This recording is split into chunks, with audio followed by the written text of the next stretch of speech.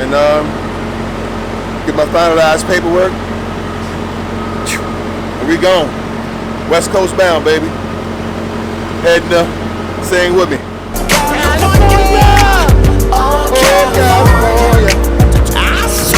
I got to get back to that place to smoke on that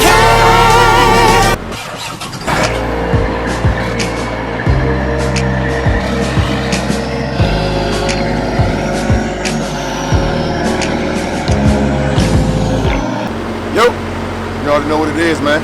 It's your boy Mo 804. I'm out here in the great state of Iowa right now.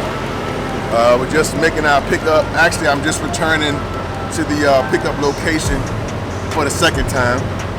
We arrived here last night. It's a meat load, chicken. And like I said, we actually got here last night, but they have a pretty wide window on loads like this.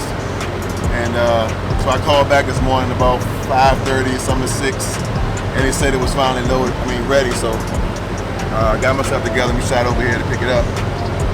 This load is going to California. Hey, California. We're going to Oakland. We got a good meat load going from here in Iowa over to Oakland. Right at about 1,800 and some change. You know, a good 2 days of running. So that's really what that's going to be about. Nice trip across I-80. I haven't completely checked the weather yet. Got my fingers all the way crossed, fingers in the toes, all the way crossed, that we're not dealing with any crazy winds or any weather specifically. Shout out and all the positive energy and vibes to everybody along the coastline. Definitely everybody down in the Bahama area, any of those islands down there off the coast. That's atrocious is the best way I can put that. Man, those people are going through it, so heart definitely goes out to any and everyone affected in that. But yeah, man, we out here making this pickup right now. Got a few of these. Basically, these just are little packets for my fifth wheel. It's been a few trips since I put any type of grease on it, so these type of packets work pretty well. You'd just sit them, at two different points on the fifth wheel itself, and when I slide up under the trailer, of course, those little plastic packets of pop and bust open and release the grease and oils that's inside of it, and give me a little lubrication, because we all need lubrication. You can hurt yourself if it ain't lubricated. Yeah, man. So reefer's already set. Probably gonna have to change that temperature. I think they have it set at a certain temperature, but I don't know if it's the proper temperature for me to ride with. So yeah, man. Like I said, we out here in Iowa right now, the great state of. Definitely need to get this truck washed. Something terrible. But yeah, so I'm about to back up under this trailer, grab this, secure, do the rest of my secure regimen, and get my finalized paperwork. And we gone. West Coast bound, baby. Alright, so we got the load locked and loaded down. I had a little fuel already, so I didn't even add anything to it. Got about a little over a quarter tank right now. So on this truck, a quarter tank can go a long way. I got 250 gallon tanks on this truck, so a little over a quarter tank of fuel can take me quite a few hours down the road. Yeah, so this is my scale ticket as of right now. It's probably a little different when it comes to the trailer weight, because I have moved forward about 3 holes. But so that's basically the best I'm gonna be able to get with it. But it is what it is. I think on site they did have a scale of some sort. I didn't really look too deep into it, so I don't know how certified it was. But we had to stay overnight basically at Flying J, so I knew it won't but a few miles down the road well, I could actually do a CAT scale. So had I not known about that, then maybe I would have taken advantage of the scale on site. But like I said, one but down the road, I knew it was another scale at, and I could still get myself prepared and get my coffee and whatever else I needed to do. So, well, yeah, that's where we at right now, weight-wise. So everything is good to go. Like I said, we completely locked and loaded. She got her tea back there. I got my cup of coffee. Just took Chip out. Weather looks pretty decent. A little overcast. 71 degrees right now it's showing, but it's still early, so we'll see. But for the most part, we're gonna be heading I-80 west, and we're gonna take 80 all the way across Donner's Pass in California, down through Sacramento, down into the Bay Area, Oaktown.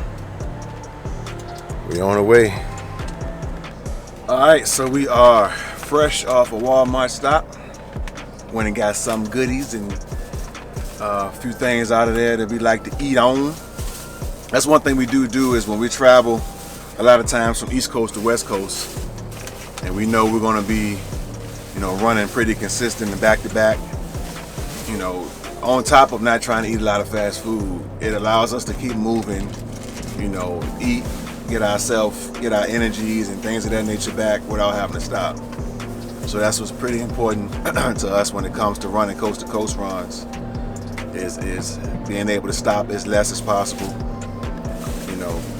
15 minutes here, 20 minutes there, 10 minutes here, 8 minutes there, 30 minutes. All that stuff can add up over the course of a couple of days. So like I said, we're en route right now to Oakland, California. So we left this morning out of Iowa, I should say eastern Iowa. So that basically took us a good amount of this morning, and we're now in Nebraska, probably 30, 40 minutes west of Omaha.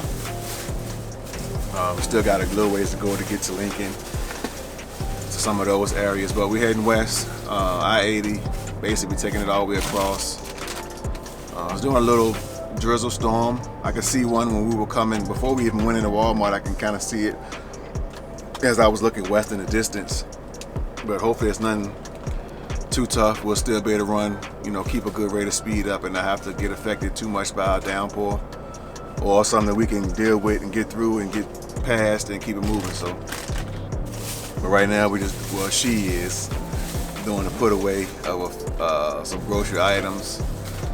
Saving money at Walmart, because these days it's $8 at Truck stops. Cali. Yeah, so it was $3. I don't even know if I mentioned that, but you can save a lot of money doing Walmart stuff too versus a bunch of fast food stuff. So that's really what it's about right now. Maybe when we get to Oakland, we'll stop and get a good meal, good restaurant, something along those lines if we can find it, or if time permits. We don't have another load after this yet, but who knows what we're going to get going into the California area. There's normally some good paying loads coming out of there, whether it's fruits or vegetables or just overall produce. So that's really what I'm hoping for. But maybe we'll we deliver in California on Monday. So maybe we'll get some out of there on Monday that we can run really quick. A good day and a half of running, and still get it on the current pay week, or not, and we'll just hopefully grab a good paying load coming back east or going wherever that's still paying decent, and if it falls into the following week load, then that just is what it is too. So, but again, like I said, just stopping, putting some food in the truck to last us the next couple days while we run this load. Keep our energy up, because that's one thing to be driving tired, but it's a whole other thing to be hungry, waiting for a truck stop or waiting for somewhere to stop, and it seems like you go miles and miles and you just don't find nowhere to eat. Because pulling into any normal restaurant isn't the easiest thing to do when you got a truck. So you gotta not only find food, but find food spots that's truck friendly areas, and sometimes they're not the easiest thing to find, believe it or not.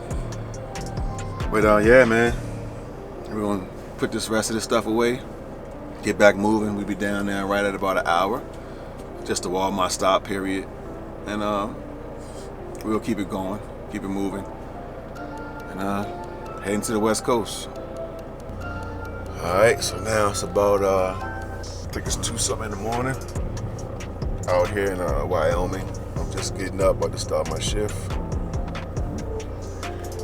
She just finished banging out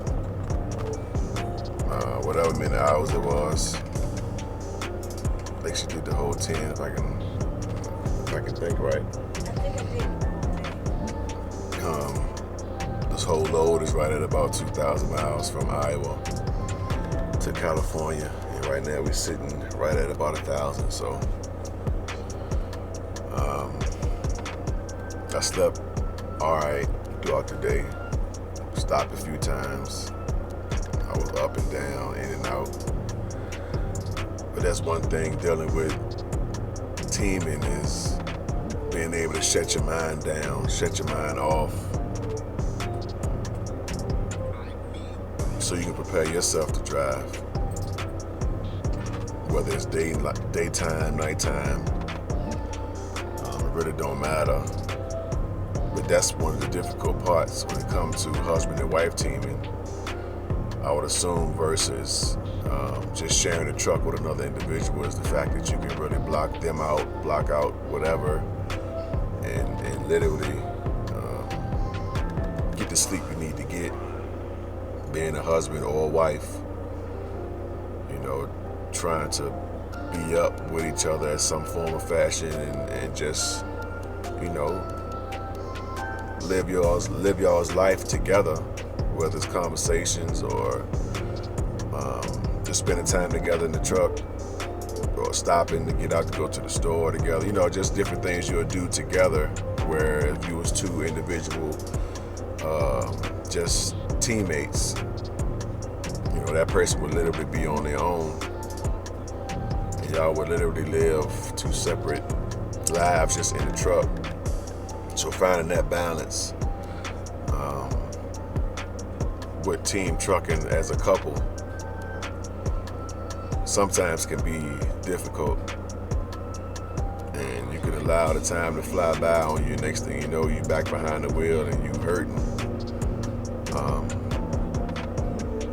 So it's not always an easy thing to do. So that's really, you know, another main aspect when you are team trucking as a husband and wife couple, or as a teaming as a couple, period. You know, you gotta learn how to shut your mind off. You know, that's one of the most difficult things to do, is be the one that has to sleep during the daytime. Because even though you might try to pull the curtain, which we really don't do that, or, you know, try to darken the bunk area as much as you can so you can sleep, your body can still be wired. Depending on when you pick up, whether it's in the morning or at night, you know, you can literally almost flip-flop who drives at what times at any given time. You know, unless you stay strategically to, you do nights, I do days, and schedule your pickups according to that. I mean, I'm sure there's plenty of ways you can do it. Right now, my mind is not bubbling like that, but like I said, it's just one of the most difficult parts about team driving, is shutting yourself down in order to prepare yourself to get up, and shutting your mind off and separating from the outside world is hard to do, because even though, like I said, you may separate yourself, but your mind's still traveling at the speed of light. So it's like, you know, I should say at the speed of thought, which is some other stuff, but you know, it's just like I said, it's just difficult. That's one of the most difficult parts of it. So if you can master that, or at least get a grasp of it, you know, you'll be all right over time. Like I said, it's a lot different if you were running, you know, shorter loads, you know, 1,000 miles here, 1,000 miles there, you know, loads like that, to where it kind of can flip-flop. But when you start doing back-to-back drive shifts, traveling across country, or just for long distances, period, you know, you just gonna get into that rotation. And it's probably been some weeks since we've done a travel across country like this. You know, even though we did do Albuquerque to the East Coast, the vibe of it was different. We were just coming off the breakdown, or off that downtime, so, you know, we literally were fresh in. But right now, this is probably day 9 or 10 of consistent running. You know, so it's not like we coming off a big break or any of that kind of stuff. We've been running since we got the truck back, and, you know, she's already done a 34, was able to do a rolling 34. I'm already getting recap hours back right now. So like I said, we've been pretty much moving and in motion nonstop. But, you know, like I said, that's just one of them things when it comes to team driving that, you know, a solo driver don't have to worry about or don't have to deal with. He or she's, you know, after 10 hours or after their 11-hour or 14-hour day, you know, this truck has to sit for 10. I mean, whether they mess around in the truck or doing other things and don't go to sleep, I guess that's something else too. But when you're talking the truck moving, vibrations, sounds, you know, because the truck is still alive, you just have to shut it off. So it's almost like, you know, stopping in the middle of the day, but everybody's running around, the house still active, TV's on, people still talking, and you literally got to go into a room, shut the door, and go to bed, and the house is still in motion. It can be difficult, even for someone that's been driving as long as we have, and teaming as long as we have. It still has its challenges. So it is what it is. So that's just one of those things, man. It just comes with the territory. And it's just one of those things you just learn to deal with. I don't know if you ever really master it, but you just learn to deal with it, learn to fight through, learn to push through. But that's, you know, that is what it is. So I would say we are right at the halfway mark. Maybe a little shy of it, to be honest with you, but, you know, we still have quite a bit of time left. Probably right at, as far as hourly, you know, we probably still got over 24 hours left to do this other 1,000 or so miles. So ain't really nothing to it. We just got to stay moving. We on one of probably the most treacherous and dreaded stretches of highway. We right here in I-80 right now. We're about halfway through Wyoming. If I want to say, I just looked on Google Maps, we were in like Rawlins. So if anybody that travels I-80 or just Wyoming period, it can be rough. I mean, right now the weather's fine. You know, we're still just coming out of the summer, so, you know, you're not gonna deal with too much. But in a few months from now, this stretch of highway is probably one of the most treacherous, most dangerous in the country. Like, anybody who travels it, I'm sure would name this stretch of highway a rough one. So, not a lot of scenery. It's probably best to do it at night to me.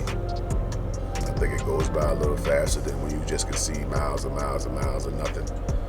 Stretches of highway such as that can really bore you and drain you.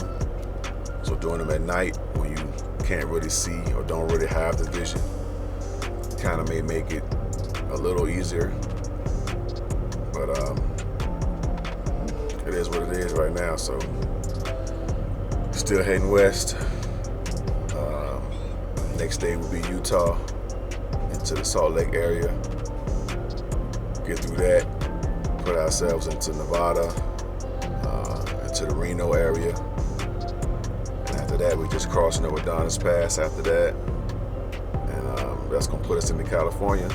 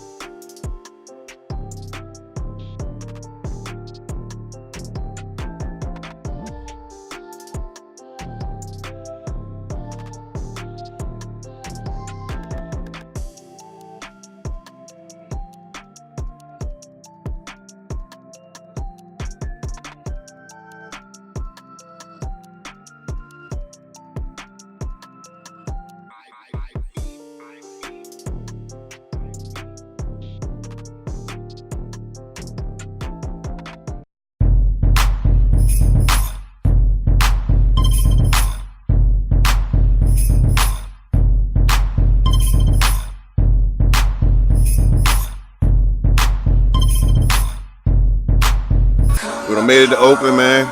Made our delivery. We actually are at our next pickup right now. So catching up on our power, and it is what it is. It's your boy Mo 804. You go to Van for one eat.